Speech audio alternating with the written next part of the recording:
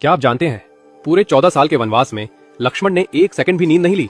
और इससे भी बड़ी बात, उनकी नींद को पूरा करने के लिए कोई और 14 साल तक लगातार सोता रहा। कौन था वो? आप हैरान रह जाएंगे।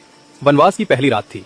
भगवान राम और सीता गहरी नींद में थे, लेकिन लक्ष्मण की आंखें जाग रही थी। उन्हें लगा, यदि मैं सो जाऊं तो जंगल के खतरे मेरे भैया और भाभी को नुकसान पहुंचा सकते हैं। इसी समय निशाचर देवी निद्रा अवतरित हुई। उन्होंने कहा, लक्ष्मण, 14 वर्षों तक जागना किसी मानव के बस की बात नहीं। तुम्हें यह वरदान तभी मिलेगा जब कोई तुम्हारी नींद अपने ऊपर ले ले। लक्ष्मण ने पूछा, कौन करेगा यह बलिदान? निद्रा मुस्कुराई, तुम शेषनाग के अवतार हो और तुम्हारी पत्नी उर्मिला लक्ष्मी का स्वरूप, वो ही तुम्हारे हिस्से की नींद सो सकती है। उसी रात उर्मिला सो गई, लेकिन ये नींद सामान्य नहीं थी। ये लक्ष्मण की 14 साल की नींद थी। वे सोती रहीं और लक्ष्मण रात दर रात राम और सीता की रक्षा करते रहे। वनवास खत्म होने के बाद जब लक्ष्मण अयोध्या लौटे और उर्मिला को देखा, उनकी आंखें भर आई। उर्मिला ने आंखें खोली और 14 साल बाद पहली बार मुस्कुराई। लक्ष्मण ने कहा, तुम्हारे इस त्याग के बिना मैं इस धर्म को निभा ही नहीं पाता।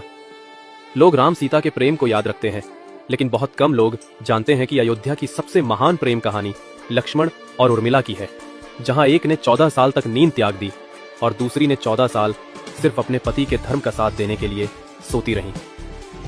ये कहानी हमें सिखाती है, सच्चा त्याग बिना शोर के किया जाता है। जय श्री राम।